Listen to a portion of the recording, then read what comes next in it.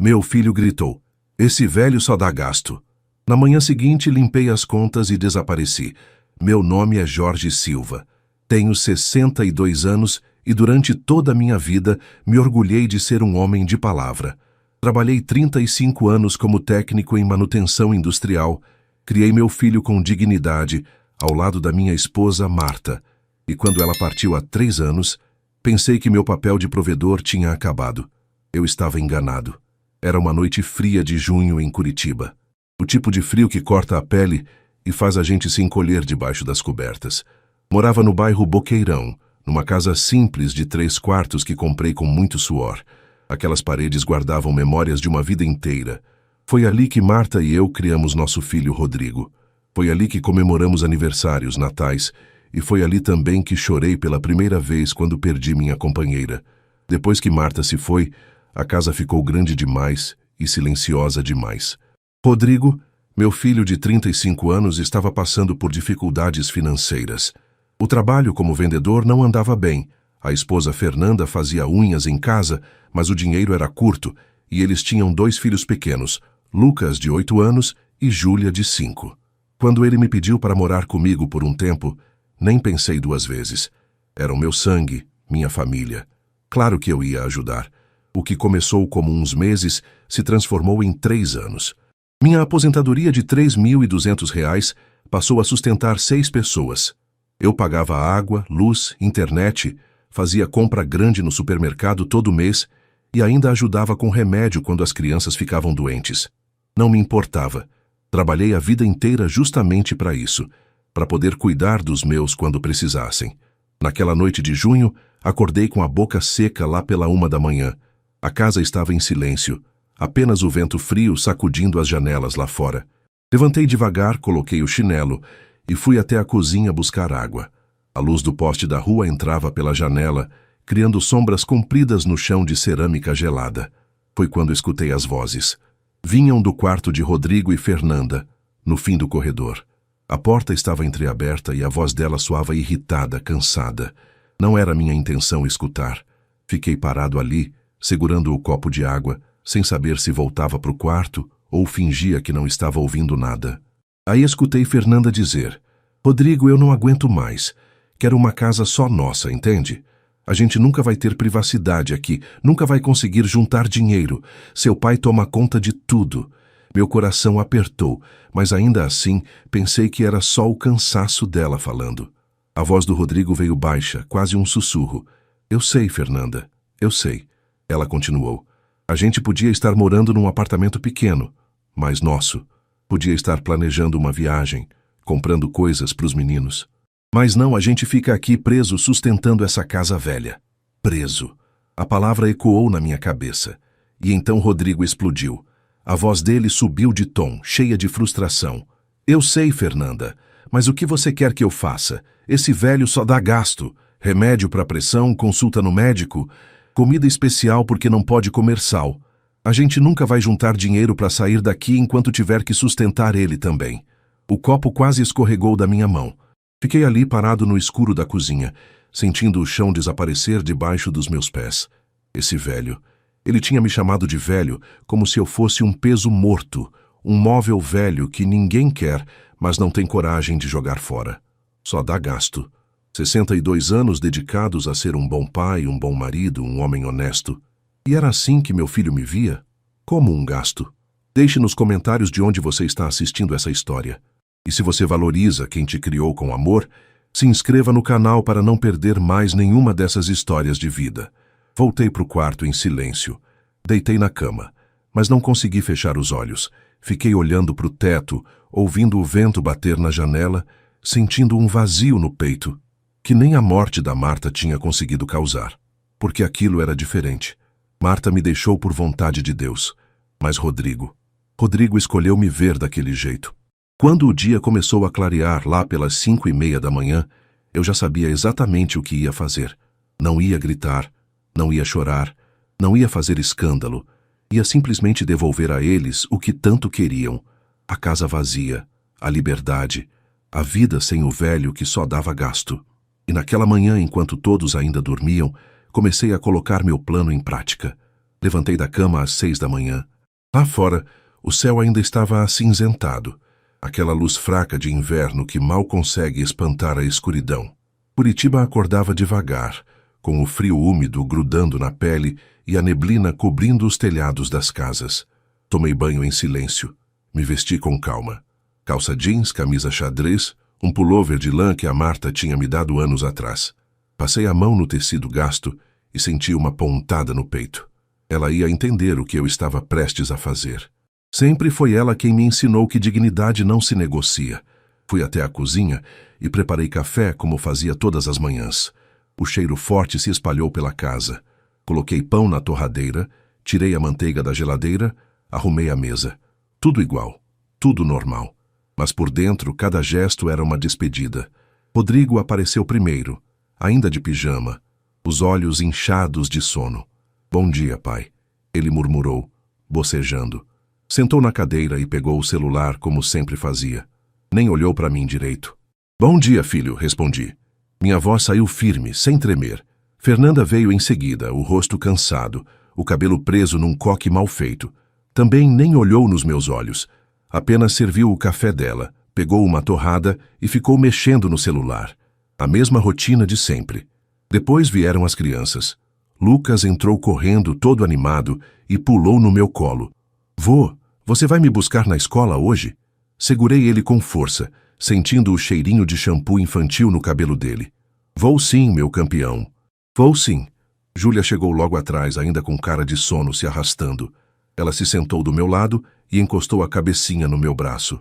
"Vô, você faz panqueca hoje?" Passei a mão nos cabelos dela devagar. "Hoje não, minha princesa. Mas você é uma menina esperta, né? Logo logo você aprende a fazer." Ela me olhou com aqueles olhos grandes, curiosos. "Mas você ensina, vô." Engoli seco. "Claro, quando você precisar, eu ensino." Foi a mentira mais difícil que já contei. Rodrigo e Fernanda nem prestaram atenção na conversa. Estavam cada um no seu mundo, no celular, mastigando pão sem realmente estar ali. Não sabiam que aquele era o último café da manhã que tomaríamos juntos. Não sabiam que em poucas horas tudo ia mudar. Assim que Rodrigo saiu para trabalhar e Fernanda levou as crianças para a escola, esperei uns 15 minutos para ter certeza de que ninguém ia voltar. Então comecei. Primeira parada. O quarto. Abri o guarda-roupa e tirei de lá uma mala velha que usava nas viagens de antigamente, quando eu e Marta íamos visitar a irmã dela no interior. Coloquei dentro algumas roupas, o necessário. Não precisava de muito. Peguei a foto de casamento que ficava na mesinha de cabeceira, a última foto que tirei com a Marta antes dela adoecer, e um terço que minha mãe me deu quando fiz a primeira comunhão.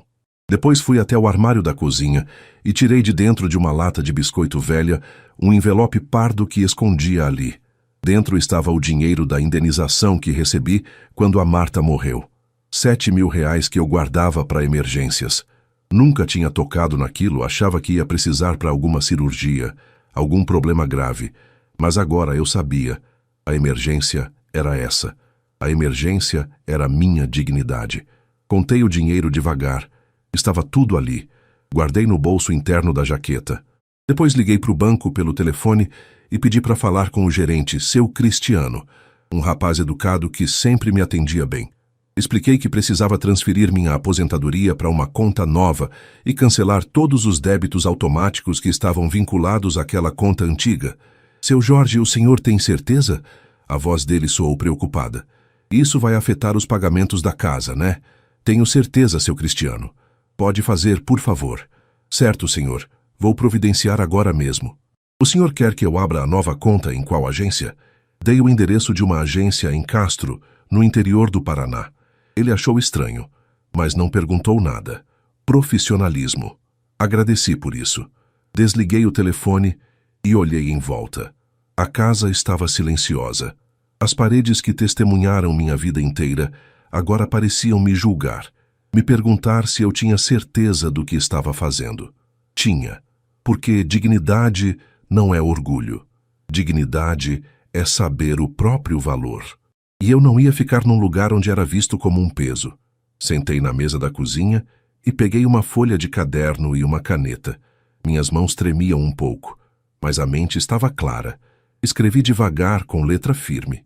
Rodrigo, vocês queriam a casa só para vocês. Agora tem. Cuidem bem dela. Foi comprada com muito sacrifício e amor. Não se preocupem comigo. Sei cuidar de mim mesmo. Pai, li 2 vezes. Pensei em escrever mais, explicar, desabafar, mas não. Quanto menos palavras, mais forte a mensagem. Deixei o bilhete em cima da mesa, bem no centro, onde ninguém ia deixar de ver. Peguei a mala, vesti o casaco e dei uma última olhada na sala. A poltrona onde eu via televisão toda noite, a estante com os livros que a Marta tanto gostava, o porta-retrato com a foto do Rodrigo pequenininho, sorrindo sem dente. Fechei os olhos, respirei fundo. Deus, me dê forças para fazer o que é certo. Abri a porta, saí e tranquei a casa pela última vez. O vento frio bateu no meu rosto. A rua estava vazia. Apenas um cachorro fuçando um saco de lixo na esquina. Caminhei até o ponto de ônibus, a mala pesando no braço. Olhei para trás uma última vez. A casa estava quieta, fechada, guardando segredos que só eu sabia. E então o ônibus chegou. Subi, passei a carteira de idoso no validador e sentei perto da janela. Destino: rodoviária de Curitiba. De lá eu ia para Castro, para recomeçar, para reencontrar a paz que aquela casa já não me dava mais. Rodrigo chegou em casa às 6:30 da tarde. O dia tinha sido longo, cheio de reuniões que não levavam a lugar nenhum e clientes que só sabiam reclamar. Ele estava cansado, irritado, com aquela dor de cabeça que vinha toda vez que o chefe cobrava resultados que pareciam impossíveis. Abriu a porta esperando encontrar a casa cheirando a comida, meu pai na cozinha preparando aquele arroz com feijão que ele tanto gostava, as crianças correndo pela sala. Mas não, a casa estava estranhamente silenciosa e escura. Pai, ele chamou acendendo a luz da sala. Cadê todo mundo? Fernanda apareceu da cozinha, o rosto pálido, segurando um pedaço de papel. Rodrigo, a gente precisa conversar. O tom dela não era o de briga de sempre. Era diferente. Tinha medo ali e confusão. Que foi? Ele largou a mochila no sofá e se aproximou. Ela estendeu o bilhete. Seu pai foi embora. Como assim foi embora? Rodrigo pegou o papel, leu 1 vez, 2 vezes. As palavras não faziam sentido. Vocês queriam a casa só para vocês. Agora tem. O que isso significa? Ele olhou para Fernanda procurando respostas. Ele saiu para algum lugar? Não sei, Rodrigo. Ela cruzou os braços, nervosa. Cheguei em casa às 5, depois de buscar as crianças, e achei isso em cima da mesa. Fui no quarto dele, a mala dele não tá lá. As roupas, as coisas pessoais, sumiu tudo. Rodrigo sentiu o chão tremer. Correu para o quarto do pai. De fato, o guarda-roupa estava quase vazio. Só tinham sobrado algumas camisas velhas e uma calça rasgada. A foto de casamento que sempre ficava na mesinha de cabeceira tinha sumido. O terço da avó também. Ele voltou para a sala, o coração disparado. Ligou para o celular do pai. Tocou, tocou, tocou. Ninguém atendeu. Ligou de novo. Nada. Caixa postal. Rodrigo, o que a gente faz? A voz da Fernanda tremia. Não sei. Ele passou a mão nos cabelos, desesperado. Deixa eu pensar. Foi quando Lucas apareceu, segurando o ursinho de pelúcia. Pai, cadê o vô? Ele ia me buscar na escola hoje, mas não foi. Rodrigo abaixou na altura do filho, tentando esconder o desespero. O vô teve que viajar, filho. Mas ele volta logo. Para onde ele foi? Os olhos do menino estavam cheios de preocupação. Rodrigo não sabia o que responder. Para resolver umas coisas. Vai brincar com a Júlia. Lucas saiu arrastando o ursinho, desconfiado. Fernanda se sentou no sofá, o rosto nas mãos. O que a gente fez, Rodrigo? Ele não respondeu. Porque no fundo ele sabia exatamente o que tinham feito. A noite foi uma tortura. Rodrigo ligou para todos os conhecidos do pai. Ninguém sabia de nada. Ligou para o hospital, para a delegacia, perguntando se alguém com o nome de Jorge Silva tinha dado entrada. Nada. Era como se meu pai tivesse evaporado. Às 10 da noite, Fernanda tentou dormir, mas não conseguiu. Ficou revirando na cama, pensando em tudo.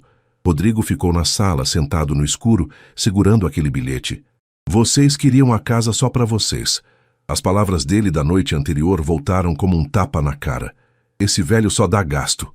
Meu Deus! Ele ouviu. De alguma forma, meu pai tinha ouvido. Rodrigo encostou a cabeça no sofá e, pela primeira vez em anos, chorou. No dia seguinte, a realidade começou a bater na porta.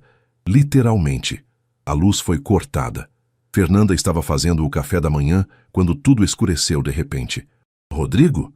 A luz caiu. Ele foi até a caixa de energia, verificou os disjuntores. Estava tudo certo. Ligou para a companhia elétrica. A atendente foi clara.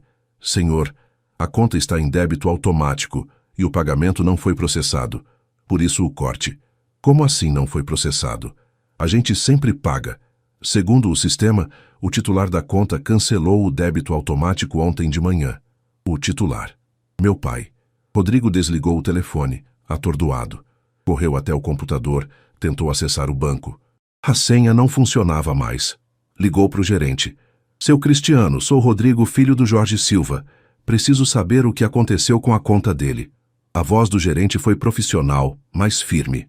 Rodrigo, não posso dar informações da conta do seu pai sem autorização dele, mas posso te dizer que ele esteve aqui ontem e fez algumas alterações.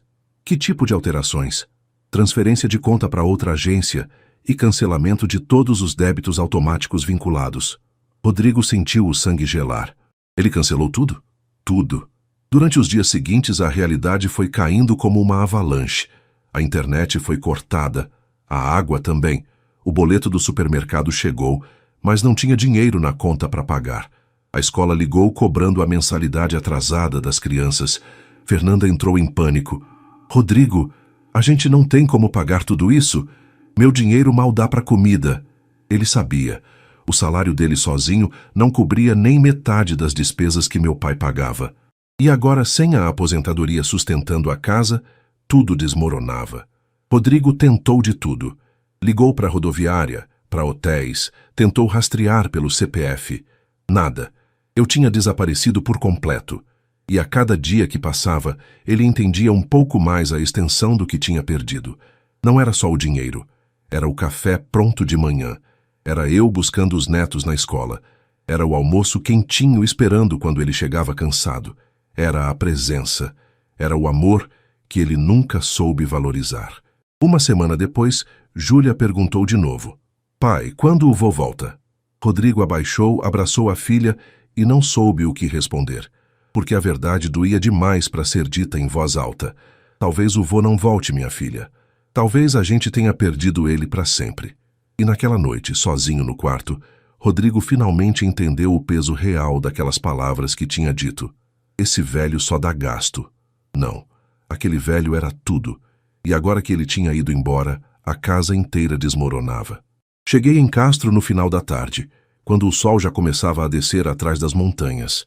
A cidade era pequena, tranquila, com aquele ar de interior que eu tinha quase esquecido que existia.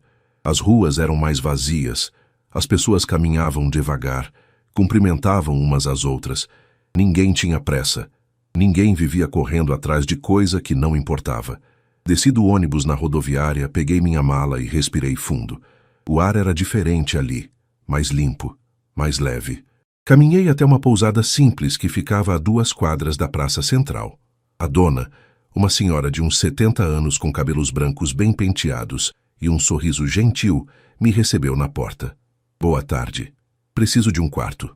Ela me olhou de cima a baixo, não com desconfiança, mas com aquela curiosidade sincera de quem mora em cidade pequena e quer saber quem é o estranho que apareceu. Vai ficar quantos dias? Não sei ainda. Talvez um bom tempo. Ela assentiu como se entendesse sem eu precisar explicar. Tenho um quartinho nos fundos. É simples, mas é limpo e tem banheiro próprio. 150 por semana. Tá bom. Ela me levou até o quarto. Era pequeno mesmo, com uma cama de solteiro, um guarda-roupa de madeira velha, uma mesinha e uma cadeira. A janela dava para o quintal, onde tinha um pé de jabuticaba carregado de frutas. Perfeito. Obrigado, dona Célia. Pode me chamar de dona Célia. Qualquer coisa é só me chamar. Tomo café às 7 da manhã se quiser descer. Vou sim. Ela saiu e me deixou sozinho. Sentei na cama, a mola rangendo embaixo do peso. Olhei em volta. Aquele quartinho não tinha nada a ver com a casa que deixei em Curitiba. Não tinha memórias pesadas. Não tinha mágoas. Era uma página em branco. E talvez fosse exatamente disso que eu precisava. Nos primeiros dias, me dediquei a conhecer a cidade. Acordava cedo, tomava café com Dona Célia, que sempre fazia pão caseiro e um café coado forte, do jeito que eu gostava. Depois saía para caminhar. Castro era o tipo de cidade onde todo mundo se conhecia. Na padaria, o dono me cumprimentava. Na farmácia, a moça perguntava se eu era novo por ali. No mercadinho, o rapaz do caixa puxava conversa sobre o tempo. No terceiro dia, passei em frente a uma oficina mecânica. Era pequena, com 2 portas de garagem abertas e um Fusca velho levantado no macaco. Um senhor de cabelos grisalhos e macacão sujo de graxa mexia embaixo do carro, assobiando uma música antiga. Parei na porta, observando. Senti uma nostalgia boa. Eu tinha passado 35 anos da minha vida fazendo aquilo. Consertar, ajustar, fazer as coisas funcionarem de novo. O homem percebeu minha presença e saiu de debaixo do carro. Posso ajudar? Só estava olhando. Trabalhei muitos anos com manutenção. Ele limpou a mão num pano velho e estendeu para mim. Valdomiro. Mas pode me chamar de Valdo. Jorge. Apertamos as mãos. Ele tinha um aperto firme, de quem trabalha com as mãos a vida inteira. Tá passeando por Castro? Na verdade, vim morar aqui. Ele arqueou as sobrancelhas, surpreso. Sozinho? Sozinho. Valdo ficou me encarando por alguns segundos, como se estivesse lendo algo em mim. Então, deu um meio sorriso. Tá precisando de trabalho? A pergunta me pegou de surpresa. Depende, tenho muito serviço e pouca mão de obra. Se você souber mexer com o motor, posso te dar uns bicos. Não é nada fixo, mas ajuda a pagar as contas. Olhei para a oficina, para o Fusca desmontado, para as ferramentas espalhadas. Senti algo se acender dentro do peito. Propósito. Utilidade. Aceito. E foi assim que voltei a trabalhar. Nos dias seguintes, passei as manhãs na oficina do Valdo. Não era nada pesado. Ele me dava os serviços mais leves. Trocar óleo, regular motor, consertar freio. Coisas que eu sabia fazer de olhos fechados. E mesmo ganhando pouco, aquilo me devolvia algo que eu tinha perdido. A sensação de ser útil. Dona Célia, quando soube que eu estava trabalhando, ficou feliz. Durante o café da manhã, ela dizia: "Viu, seu Jorge? Deus sempre abre uma porta quando fecha outra." Comecei a frequentar a missa de domingo na igreja matriz. Era pequena, aconchegante, com vitrais coloridos e bancos de madeira gastos pelo tempo. O padre era jovem, cheio de energia, e falava de esperança, de recomeço, de perdão. Perdão. Essa palavra ecoava na minha cabeça toda vez que eu rezava. Eu conseguiria perdoar Rodrigo? Conseguiria esquecer aquelas palavras? Ainda não sabia. Mas uma coisa eu sabia. Ali em Castro, longe de tudo, eu estava começando a me encontrar de novo. As semanas foram passando. Fiz amizade com Dona Célia, que adorava conversar comigo no final da tarde, enquanto regava as plantas do quintal. Fiz amizade com seu Valdo, que me contava histórias engraçadas dos clientes enquanto consertávamos os carros. Fiz amizade com Dona Irene, da padaria, que sempre me guardava um pão quentinho. A vida em Castro era simples, mas era minha, e pela primeira vez em muito tempo eu me sentia em paz. Até que um dia, Dona Célia me chamou para tomar um café na cozinha dela. "Seu Jorge, posso te fazer uma pergunta?" "Claro." Ela mexeu o açúcar no café, pensativa. "O senhor fugiu de alguma coisa ou de alguém?" Suspirei fundo. Fugi de quem eu era para eles, de ser um peso, um fardo. Ela balançou a cabeça devagar, com sabedoria de quem já viveu muito. "A gente nunca é um fardo quando dá amor, seu Jorge. Se alguém te fez sentir assim, o problema não é o senhor. É o coração de quem não soube enxergar." Aquelas palavras me acertaram em cheio. E naquela noite, deitado na cama do quartinho simples, olhando para a janela onde a lua iluminava o pé de jabuticaba, eu orei: "Senhor, me ensina a perdoar, mas também me ensina a me valorizar, porque eu não quero ser amargo, mas também não quero voltar para um lugar onde não sou visto." E Deus, do jeito dele, começou a me responder. Em Curitiba, a vida de Rodrigo tinha virado um pesadelo. Fazia quase um mês que eu tinha ido embora, e a cada dia a situação piorava. As contas se acumulavam em cima da mesa. Água, luz, internet, supermercado, escola das crianças. Tudo atrasado. Tudo vermelho. Fernanda tinha voltado a fazer unhas em casa, mas o dinheiro mal dava para comprar o básico.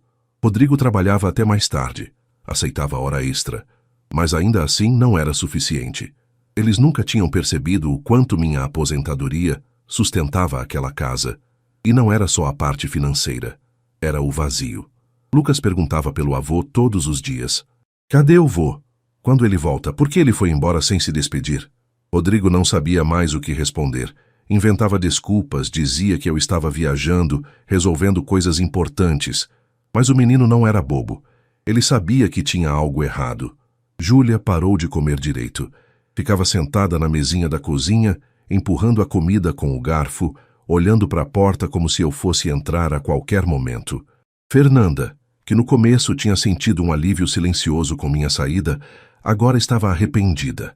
Ela via o quanto a casa tinha desmoronado, via o cansaço no rosto do marido, via a tristeza dos filhos. Uma noite, depois de colocar as crianças para dormir, ela se sentou ao lado de Rodrigo na sala. Ele estava com a cabeça nas mãos, os olhos vermelhos de cansaço. A gente precisa achar seu pai, Rodrigo. Ele suspirou fundo. Eu tentei, Fernanda. Liguei para todo mundo. Fui na polícia, no hospital, na rodoviária. Ninguém sabe nada. Então a gente contrata um investigador, sei lá. Ela estava desesperada.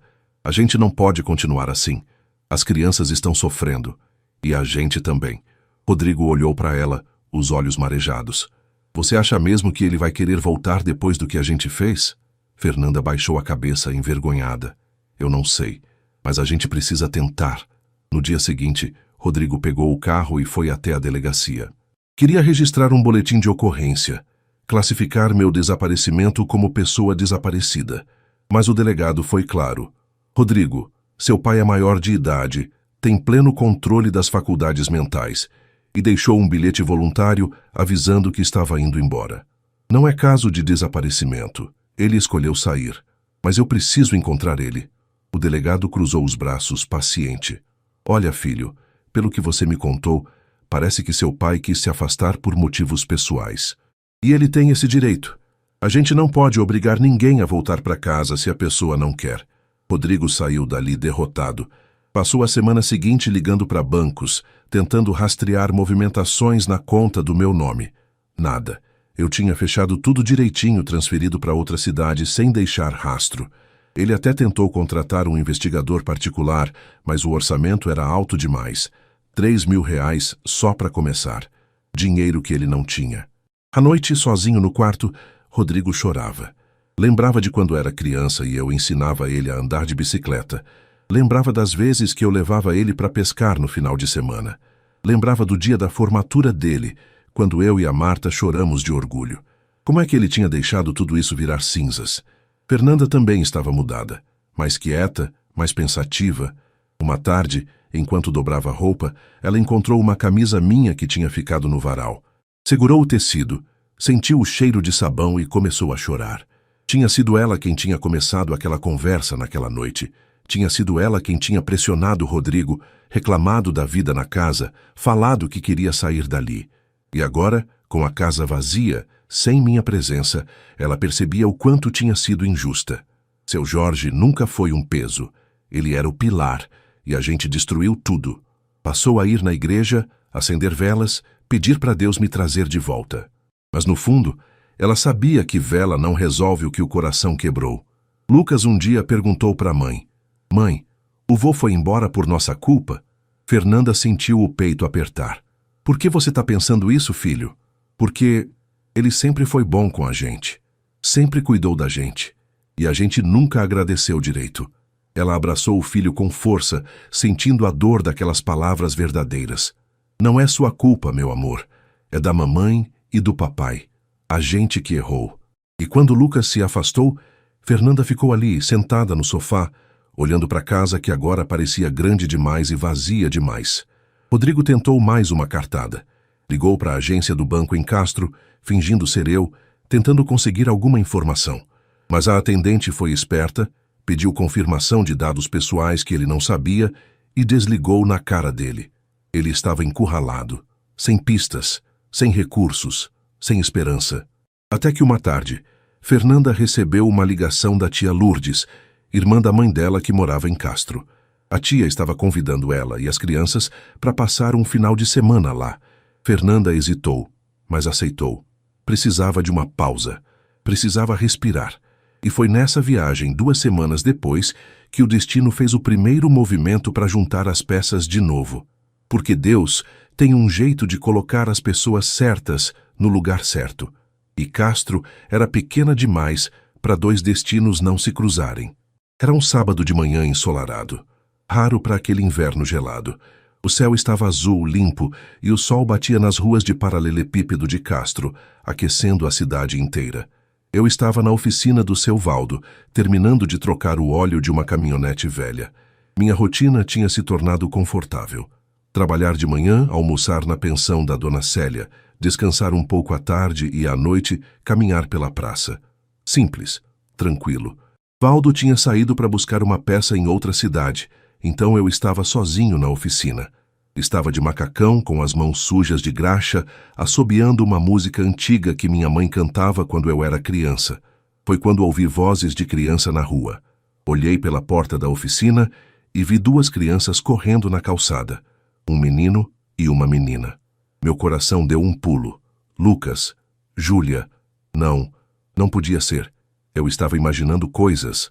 Mas aí a menina gritou: "Espera, Lucas, não corre tão rápido." A voz.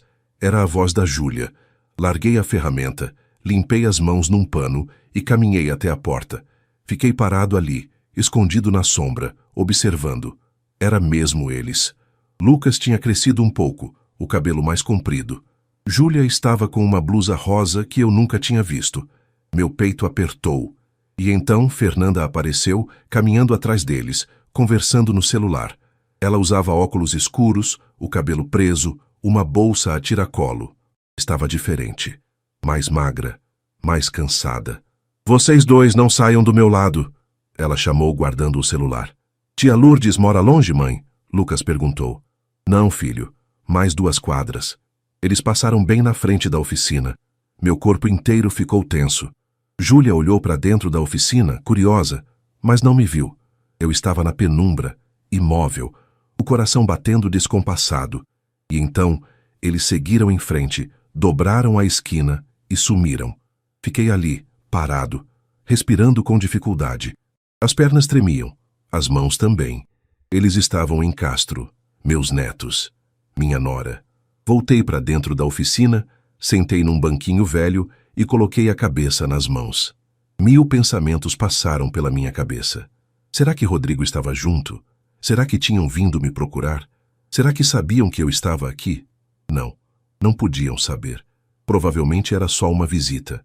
Fernanda devia ter parente na cidade. Respirei fundo, tentando me acalmar. Mas a verdade é que ver aquelas crianças tinha mexido comigo de um jeito que eu não esperava. Sentia falta deles. Sentia muita falta. Tentei voltar ao trabalho, mas não conseguia me concentrar. Troquei o óleo, fechei a oficina mais cedo e voltei para a pensão. Dona Célia percebeu que eu estava estranho. "Aconteceu alguma coisa, seu Jorge?" "Não, Dona Célia. Só um dia difícil." Ela não insistiu. Me trouxe um café quentinho e ficou comigo na cozinha por uns minutos, em silêncio. Às vezes, o silêncio é o melhor conforto. Naquela noite não consegui dormir direito. Fiquei pensando, se eu encontrasse com eles na rua, o que faria? Fingiria que não vi? Falaria com as crianças? Evitaria? E Rodrigo? Ele estaria por perto? No domingo de manhã fui à missa como sempre. A igreja estava cheia como todo domingo. Sentei no meu lugar de costume, um banco do lado esquerdo, perto da imagem de São Jorge. A missa começou. O padre falou sobre perdão, sobre recomeçar, sobre deixar Deus guiar os passos. Eu ouvia, mas minha mente estava inquieta. E então, no meio da homilia, a porta da igreja se abriu. Fernanda entrou com Lucas e Júlia. Meu coração parou. Eles procuraram um lugar para sentar e acabaram no banco da frente, do outro lado da nave. Júlia ficou mexendo no banco, balançando as pernas. Lucas estava sério, olhando para o altar. Fernanda parecia cansada, os olhos inchados, o rosto pálido. Ela juntou as mãos e baixou a cabeça, rezando em silêncio. Fiquei ali, imóvel, olhando para eles de longe. Estava a poucos metros dos meus netos, e eles nem sabiam. A missa continuou. Na hora da comunhão, Fernanda levantou e levou as crianças até o altar. Eu fiquei sentado, observando. Quando voltaram, Júlia tropeçou no banco e quase caiu. Fernanda segurou ela rápido, ajeitou a roupa, e nesse momento, ela olhou para trás. Nossos olhos se encontraram. Fernanda congelou. A boca dela se abriu levemente, os olhos arregalados. Ela me reconheceu. Eu não desviei o olhar. Fiquei ali, firme, esperando para ver o que ela faria. Ela ficou pálida. As mãos tremiam. Olhou para as crianças, olhou para mim de novo, como se não acreditasse no que estava vendo, mas não disse nada. Não gritou meu nome. Não veio até mim.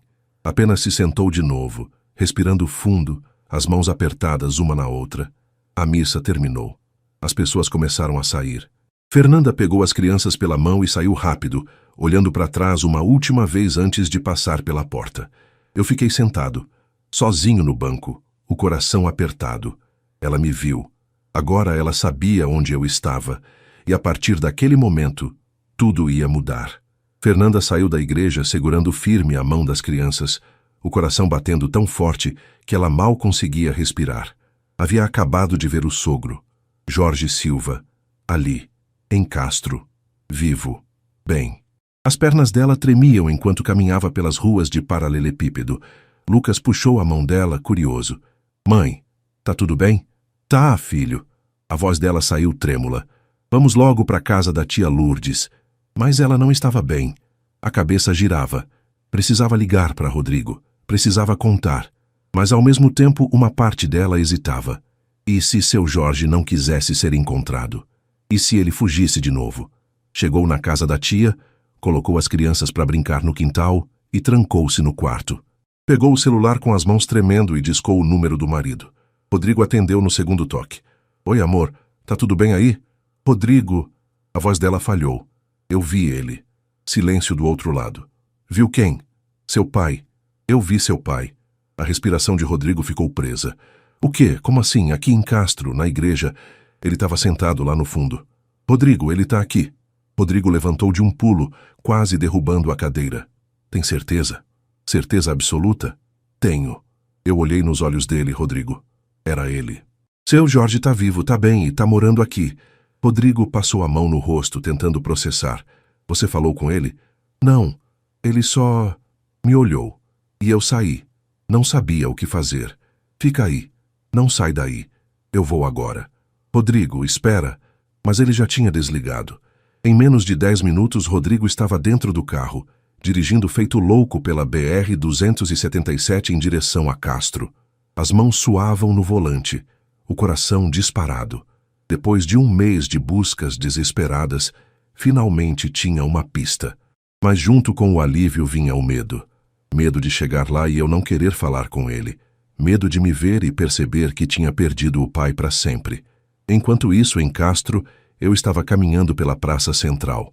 Depois da missa, fui até a padaria, comprei um pão de queijo e sentei num banco debaixo de uma árvore grande.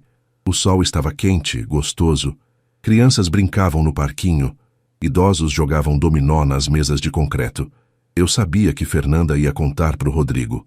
Sabia que ele viria. Era inevitável, mas eu ainda não sabia se estava pronto para esse reencontro. Dona Célia apareceu na praça carregando uma sacola de feira. Me viu sentado ali e veio até mim. Seu Jorge, que surpresa! Pensei que o senhor estava descansando. Estava precisando de ar, Dona Célia. Ela sentou do meu lado, arrumou a sacola no chão. Posso sentar um pouquinho? Essas pernas velhas já não aguentam mais tanto peso. Claro. Ficamos ali em silêncio por alguns minutos, só observando a praça. Então ela disse, como se soubesse de tudo: Seu Jorge, uma hora a gente precisa enfrentar o que ficou para trás. Olhei para ela, surpreso. Como é que a senhora sabe? Ela sorriu, sábia. Porque eu já vivi muito, e já fugi de muita coisa também. Mas tem hora que Deus coloca a gente cara a cara com o que a gente precisa resolver. Não sei se eu tô pronto, Dona Célia. Ninguém nunca tá pronto, meu filho. Mas a gente vai assim mesmo. Com medo, com dor, mas vai. Porque ficar parado dói mais. Ela se levantou, pegou a sacola e tocou meu ombro levemente antes de ir embora. Confie em Deus, seu Jorge. Ele sabe o que faz. Fiquei ali, pensando nas palavras dela. Confiar em Deus. Eu tinha confiado quando saí de Curitiba. Tinha confiado quando recomecei em Castro. Agora precisava confiar de novo. mesmo sem saber o que vinha pela frente. Anoiteceu. Voltei para a pensão, jantei sozinho no quartinho, deitei na cama. O sono não vinha. Fiquei olhando para o teto, ouvindo o vento balançar as folhas da jabuticabeira lá fora. E então, lá pelas 10 da noite, o celular tocou. Era um número desconhecido. Hesitei, mas atendi. Alô? Silêncio do outro lado. Alô? Repeti. E então a voz, tremida, chorosa. Pai, sou eu. Rodrigo. Meu peito apertou. Fiquei em silêncio, sem saber o que dizer. Pai, por favor, não desliga. A voz dele estava quebrada, desesperada. Eu sei que eu errei. Eu sei que fui injusto, ingrato, cruel. Eu sei de tudo, pai. E eu não tenho desculpa. Nenhuma. Continuei em silêncio, sentindo as lágrimas quererem subir. Mas eu preciso te ver. Preciso te pedir perdão. Preciso que você saiba que eu não vivo sem você, pai. A gente não vive sem você. A voz dele quebrou de vez. Ouvi ele soluçar do outro lado da linha. Pai, eu tô em Castro. Tô aqui na praça. Fernanda me disse onde te viu. Por favor, me dá uma chance de conversar. Só uma. Fechei os olhos. Respirei fundo. Amanhã, às 9 da manhã, na igreja. E desliguei. Fiquei ali, deitado, com o celular na mão, o coração partido ao meio, porque parte de mim queria correr até ele, abraçar, perdoar tudo. Mas a outra parte ainda sangrava, ainda doía. Senhor, me dá sabedoria, me dá força, me mostra o caminho. E naquela noite, rezei como nunca tinha rezado antes. Cheguei na igreja às 9 em ponto. O sol da manhã iluminava a fachada branca, fazendo os vitrais brilharem com cores suaves. A praça estava tranquila, apenas algumas pessoas caminhando, crianças indo para a escola. Respirei fundo antes de empurrar a porta de madeira pesada. Lá dentro, a igreja estava vazia e silenciosa. As velas tremeluziam no altar. O cheiro de incenso ainda pairava no ar da missa que tinha acabado há pouco. E lá, sentado no primeiro banco, de costas para a porta, estava Rodrigo. Parei por um momento, apenas observando. Ele tinha emagrecido. Os ombros estavam curvados, como se carregasse um peso invisível. A cabeça baixa, as mãos juntas, rezando. Caminhei devagar pelo corredor central. Meus passos ecoavam no piso de tábua corrida. Rodrigo escutou e virou a cabeça. Nossos olhos se encontraram. Ele levantou num pulo, o rosto pálido, os olhos vermelhos e inchados. Pai. Fiquei parado a uns 3 metros dele. Não me aproximei mais. Rodrigo deu um passo à frente, hesitante. Obrigado por vir. Eu não sabia se você viria. Eu disse que viria. Ele assentiu nervoso, passando a mão nos cabelos. Pai, eu nem sei por onde começar. Então não comece. Me escuta primeiro. Rodrigo se calou, esperando. Sentei no banco do outro lado do corredor, mantendo distância. Quando você era pequeno, passei noites acordado quando você tinha febre. Trabalhei dobrado para você nunca faltar nada. Ensinei você a andar de bicicleta, a ser homem de palavra. E sua mãe, Deus a tenha, fez o mesmo. A gente criou você com amor, Rodrigo. Com sacrifício, com dignidade. Ele baixou a cabeça, as lágrimas começando a escorrer. E quando sua mãe morreu, você veio pedir ajuda. E eu abri a porta da minha casa. Abri meu coração. Dividi tudo que eu tinha. Porque é isso que pai faz. Não porque espera algo em troca, mas porque ama. Minha voz começou a tremer, mas continuei. E então, numa noite, eu escutei você me chamar de velho. Dizer que eu só dava gasto. Como se eu fosse um móvel quebrado que ninguém sabe onde jogar. Rodrigo soluçou, tapando o rosto com as mãos. Pai, me perdoa. Eu levantei a mão, pedindo silêncio. Não foi só a palavra, Rodrigo. Foi o que ela representava. Foi perceber que para você, meu sacrifício não valia nada. Que minha presença era um fardo. Ele caiu de joelhos ali mesmo, no meio da igreja, chorando descontrolado. Não é verdade, pai. Eu sou um idiota. Eu sou um ingrato. Eu estava cansado, pressionado e descontei no Senhor. Mas eu nunca quis dizer aquilo. O Senhor é tudo para mim. Fiquei em silêncio, vendo meu filho quebrado no chão da igreja. Rodrigo levantou a cabeça, os olhos desesperados. Pai, eu não durmo direito faz 1 mês. As crianças perguntam por você todo dia. A Júlia parou de comer. O Lucas chora no travesseiro. E eu me odeio todos os dias por ter magoado o Senhor desse jeito. Ele enxugou as lágrimas, tentando se recompor. A casa caiu aos pedaços, pai. As contas todas atrasadas, a luz cortada, a internet, a água. A gente perdeu tudo. Mas sabe o que doeu mais? Não foi perder as coisas, foi perder o Senhor. Levantei devagar, me aproximei dele. Rodrigo continuava de joelhos, a cabeça baixa. Coloquei a mão no ombro dele. Levanta, filho. Ele obedeceu, ainda chorando, sem conseguir me olhar nos olhos. Você acha que eu vim embora só pela raiva? Perguntei. Ele me olhou confuso. Eu vim embora porque precisava me encontrar. Porque passei a vida inteira sendo pai, marido, provedor. E quando sua mãe morreu, eu achei que meu papel tinha acabado. Mas não tinha. Eu ainda tinha valor. Eu ainda tinha propósito. Só que eu precisava reencontrar isso sozinho, longe de quem me via como peso. Rodrigo balançou a cabeça, arrependido. O senhor nunca foi um peso, pai. Mas você me fez sentir assim. Silêncio. Pesado. Verdadeiro. E agora? Ele perguntou, a voz fraca. O que acontece agora? Olhei para ele, para aquele homem que eu tinha criado, que tinha errado, mas que estava ali, quebrado, pedindo perdão. Agora você aprende. Aprende que família não é obrigação. É escolha. E se você quer que eu volte, não é só falar. É provar. Rodrigo assentiu, desesperado. Eu provo, pai. Do jeito que o senhor quiser. Pelo tempo que o senhor precisar. Não é comigo que você precisa provar, Rodrigo. É com você mesmo. É olhar no espelho e ter certeza de que nunca mais vai tratar ninguém que te ama como um fardo. Eu vou, pai. Eu juro. Respirei fundo. Então me dá tempo. Tempo para pensar. Tempo para decidir se eu volto ou não. O rosto dele se contorceu de dor. Mas ele concordou.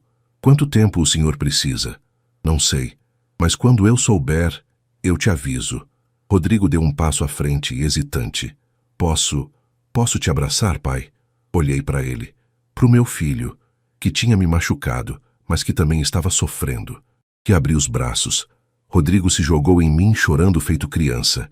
Me abraçou com força, como se tivesse medo de eu desaparecer de novo. Eu te amo, pai. Me perdoa. Por favor, me perdoa.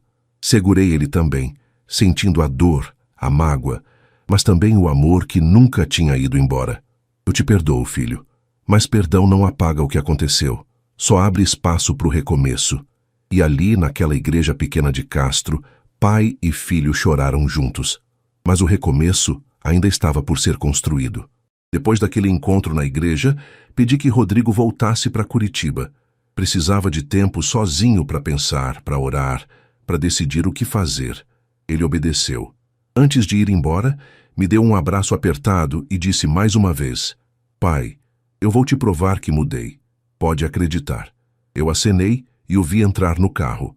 Fernanda e as crianças tinham ficado na casa da tia Lourdes. Ele ia buscá-las e voltar para casa. Mas antes de partir, Lucas saiu correndo do carro e veio até mim. Forques, ele pulou nos meus braços, me abraçando forte. Senti falta do senhor. Segurei ele com força, o coração apertado. Eu também, campeão. Também senti. O senhor vai voltar para casa? Os olhinhos dele brilhavam de esperança. Ainda não sei, meu amor. Mas uma coisa eu sei. Vovô te ama muito. Júlia também veio, tímida, e me deu um abraço rápido antes de voltar para o carro. Vi eles irem embora, acenando pela janela. E quando o carro sumiu na curva, fiquei ali parado, sozinho na praça, com o coração partido ao meio. Nos dias seguintes, mergulhei no trabalho. Seu Valdo percebeu que eu estava diferente, mais quieto, mais pensativo, mas não perguntou nada. Apenas ficou do meu lado trabalhando em silêncio, me dando o espaço que eu precisava. Dona Célia, por outro lado, foi mais direta. Uma noite, depois do jantar, ela me chamou para sentar com ela no quintal. Seu Jorge, o senhor viu seu filho? Vi. E agora eu preciso decidir se volto ou não. Ela balançou a cabeça, sábia. E o que o coração está dizendo? Que eu quero voltar. Mas a cabeça diz que não é tão simples assim. Nunca é, meu filho. Mas uma coisa eu te digo. Perdão verdadeiro liberta os dois lados. Quem pede e quem dá. Fiquei pensando naquilo. Eu já tinha perdoado Rodrigo. Lá na igreja, quando abri os braços, tinha sido real. Mas perdoar não significava esquecer, nem voltar automaticamente. No domingo seguinte voltei para a igreja. Durante a missa, o padre falou sobre a parábola do filho pródigo. sobre o pai que esperou, que perdoou, que abriu os braços quando o filho voltou arrependido, e pela primeira vez me vi naquela história. Não como o filho que foi embora, mas como o pai que precisava decidir se abria a porta de novo. Depois da missa, acendi uma vela para Marta. Ajoelhei na frente da imagem de Nossa Senhora e conversei com ela, como sempre fazia. Marta, me ajuda. Me mostra o caminho. Você sempre soube o que fazer.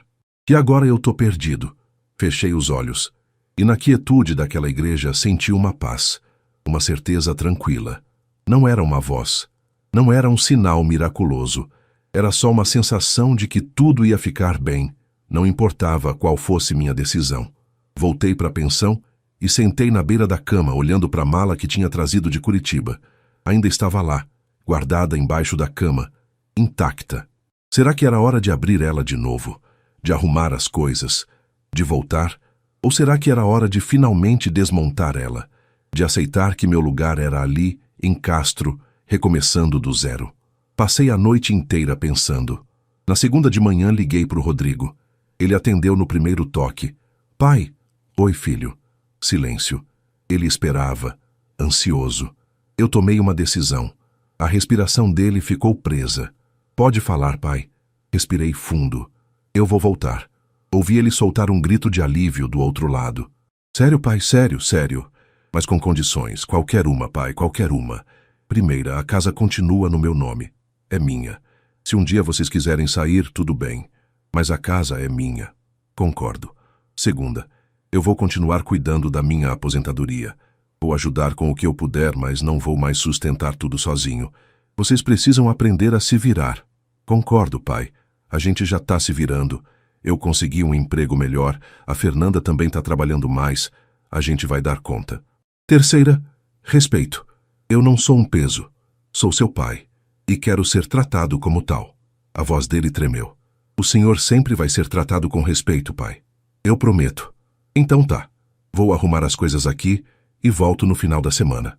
Rodrigo começou a chorar do outro lado. Obrigado, pai. Obrigado por me dar mais uma chance. Não é uma chance, Rodrigo. É um recomeço. Para todos nós. Desliguei o telefone e fiquei sentado, em silêncio, sentindo o peso da decisão. Dona Célia bateu na porta. Seu Jorge, tá tudo bem? Abri a porta. Tô voltando para Curitiba, Dona Célia. Ela sorriu, os olhos marejados. Eu sabia. O senhor tem família lá. E família, mesmo machucada, ainda é família. Vou sentir falta daqui. E nós do senhor. Mas o senhor sempre vai ter um lar aqui, seu Jorge. Sempre. Nos dias seguintes, arrumei minhas coisas. Me despede do seu Valdo, que me abraçou forte e disse que as portas da oficina estavam sempre abertas. Me despedi da dona Irene da padaria, do pessoal da igreja, de todos que tinham me acolhido. Castro tinha me devolvido algo precioso, a certeza de que eu tinha valor. E agora era hora de voltar. Não como o velho que só dava gasto, mas como Jorge Silva, pai, avô, homem de dignidade. Cheguei em Curitiba numa sexta-feira à tarde. O ônibus entrou na rodoviária e pela janela vi a cidade grande, o trânsito, o movimento. Tudo tão diferente da tranquilidade de Castro. Rodrigo estava me esperando na plataforma, junto com Fernanda e as crianças. Quando me viram descer, Lucas e Júlia correram e se jogaram nos meus braços. Vô voltou. Segurei os dois com força, sentindo aquele cheiro de shampoo infantil, aquele calor de abraço de criança. Senti falta de vocês, meus amores. Rodrigo se aproximou, os olhos marejados. Bem-vindo de volta, pai. Obrigado, filho. Fernanda estava mais atrás, tímida, envergonhada. Eu olhei para ela e acenei com a cabeça. Ela veio até mim devagar. Seu Jorge, eu queria pedir desculpas por tudo. Eu fui injusta, egoísta. O senhor sempre foi bom com a gente e eu não soube valorizar. Fernanda, a gente recomeça, todos nós. Ela assentiu, as lágrimas escorrendo. Obrigada. Fomos até o carro. A caminho de casa, Lucas não parava de falar. Vô, a gente pintou o quarto do senhor. Ficou bem bonito e a Júlia fez um desenho para colocar na parede. É, vô, a menina completou animada. Desenhei a gente junto. Meu coração aqueceu. Quando chegamos na rua, reconheci tudo. A casa, o portão verde, a jabuticabeira no quintal, tudo igual, mas ao mesmo tempo, tudo diferente. Rodrigo abriu a porta. A casa estava arrumada, limpa, cheirando a café fresco. Na mesa da sala tinha um bolo simples com uma velinha acesa. A gente queria fazer uma coisa especial, Rodrigo disse, meio sem jeito, para comemorar a volta do Senhor. Olhei para eles, para o meu filho, para minha nora, para os meus netos. E senti que, apesar de tudo, aquilo ainda era família.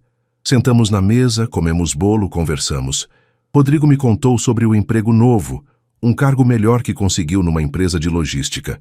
Fernanda falou sobre os clientes novos que apareceram. As crianças mostraram os desenhos da escola. E pela primeira vez em muito tempo, a casa parecia um lar de novo. Naquela noite, depois que todos foram dormir, fiquei sozinho na sala. Peguei a foto de Marta que tinha trazido de volta e coloquei na estante, no lugar de sempre. Olhei para a foto dela, para aquele sorriso que eu tanto amava. A gente conseguiu, Marta. A gente criou ele direito. Ele errou, mas aprendeu. E agora a gente recomeça. Nos meses seguintes a vida foi se ajeitando. Rodrigo cumpriu a promessa. A casa continuou no meu nome. Ele e Fernanda passaram a dividir as despesas. E eu ajudava só com o que podia. Aprendi a colocar limites, a me valorizar, a não carregar tudo sozinho. As crianças voltaram a ser crianças. Lucas melhorou na escola. Júlia voltou a comer direito. E eu voltei a buscá-los, a fazer panqueca no domingo, a contar histórias antes de dormir. Um dia, Rodrigo me chamou para sentar no quintal. Pai, eu queria te falar uma coisa. Fala, filho. Ele respirou fundo. Eu aprendi. Aprendi que o Senhor não era um peso, que o Senhor era o pilar da família, e que sem o Senhor a gente não era nada. Eu escutei, em silêncio, e eu quero que o Senhor saiba que nunca mais vou te fazer sentir assim. O Senhor é meu pai, meu herói, e eu te amo. Coloquei a mão no ombro dele. Eu também te amo, Rodrigo, e tô orgulhoso do homem que você está se tornando. Nós nos abraçamos, e naquele abraço, todo o passado foi finalmente deixado para trás. Meses depois, recebi uma ligação de Dona Célia. Seu Jorge, como tá a vida aí em Curitiba? Tá boa, Dona Célia. A família tá bem. Tudo nos eixos. Que bom, meu filho, que bom. E não esquece, se um dia quiser voltar, Castro tá aqui de braços abertos. Não vou esquecer. Obrigado por tudo. Desliguei o telefone sorrindo. Castro tinha me ensinado a me valorizar. Curitiba tinha me ensinado que família é reconstrução. E eu, Jorge Silva, 62 anos, tinha aprendido a lição mais importante de todas. Ninguém é um fardo quando dá amor. E quando esse amor é reconhecido, tudo pode recomeçar. Hoje, olho para os meus netos brincando no quintal, para o meu filho que virou homem de verdade, para minha nora que aprendeu a me respeitar, e agradeço a Deus, porque Deus não nos abandona. Ele nos guia. E às vezes, para nos ensinar o nosso valor, Ele precisa nos tirar do lugar, para que quando voltarmos, voltemos inteiros. E eu voltei, não como o velho que só dava gasto, mas como Jorge Silva, pai, avô, homem de fé e dignidade. E isso ninguém nunca mais vai tirar de mim.